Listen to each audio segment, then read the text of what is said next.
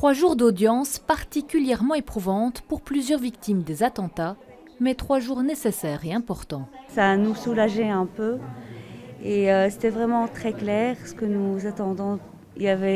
Ça fait 4 ans et demi que nous attendons des réponses. Vraiment, ça fait très très mal parce que quand même on doit réfléchir à penser qu'est-ce qui est passé le 22 mars 2016. Donc pour moi, c'est difficile, quoi. C'était très important pour moi de venir pour entendre la vérité et pour aussi entendre les plaidoiries des avocats. C'est quel argument qu'ils vont défendre les terroristes. Pour la première fois, les avocats de la défense et certains inculpés ont pu s'exprimer sur le dossier. Des propos parfois difficiles à entendre pour les parties civiles. Je crois que ça a été le cas également pour ces 2 jours et demi.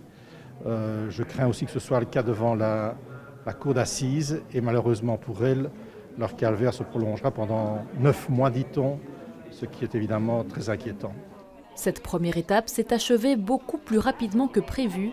À la base, 2 semaines de débat étaient programmées. Le problème est assez classique, c'est un effet d'annonce. Beaucoup d'avocats ont annoncé beaucoup de choses à dire. Ils les ont surtout annoncées à la presse. Et puis lorsqu'on s'est trouvé dans la salle d'audience, on s'est rendu compte que finalement, il n'y avait pas tant de choses à dire que ça, surtout du côté de la défense. Donc simplement du vent, du bruit pour finalement pas grand-chose. Tout ça pour qu'on puisse enfin avancer. Et c'est ça que les victimes attendaient, c'est qu'on avance véritablement vers ce procès d'assises.